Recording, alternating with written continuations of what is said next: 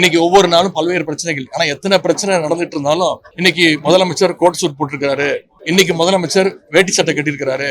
இன்னைக்கு முதலமைச்சர் டிஃபன் பாக்ஸ்ல லஞ்ச் எடுத்து வந்து சாப்பிடுறாரு. கோட்டையிலேயே சாப்பிடுறாரு. அவர் வாயில அவரே வச்சு சாப்பிடுறாரு. அப்படின்னு அவங்க கட்சியுடைய வர்ச்சுவல் அபியூசர்ஸ் எல்லாம் இப்படிப்பட்ட கண்டென்ட் எல்லாம் ட்ரெண்ட் பண்ணிட்டு இருக்காங்க. ஆனா உண்மையான பிரச்சனைகளை பத்தி என்னைக்கு நம்முடைய முதலமைச்சர் வாயை திறப்பார் அப்படின்னு சொல்றதுக்காகத்தான் இன்னைக்கு நாங்க எதிர்கட்சியை சேர்ந்த திராவிட முன்னேற்ற கழகத்துடைய சட்டமன்ற உறுப்பினர்கள் தயவு செஞ்சு வாயை தரங்க சிஎம் சார், பதில் சொல்லுங்க சிஎம் சார் அப்படிங்கிறதுக்காகத்தான் இன்னைக்கு இந்த பேட்சை நாங்க அணிந்து கொண்டு வந்திருக்கிறோம். எங்களுடைய எதிர்ப்பை, எங்களுடைய எண்ணங்களை தெரிவிச்சிருக்கிறோம். அதுவும் எப்போதாவது பேசுற முதலமைச்சர் பாத்தீங்கன்னா அப்பவும் தன்னை முதலமைச்சர் அப்படிங்கறத மறந்து இன்னும் பிரச்சார மோட்லயே பேசிட்டு இருக்கிறாரு.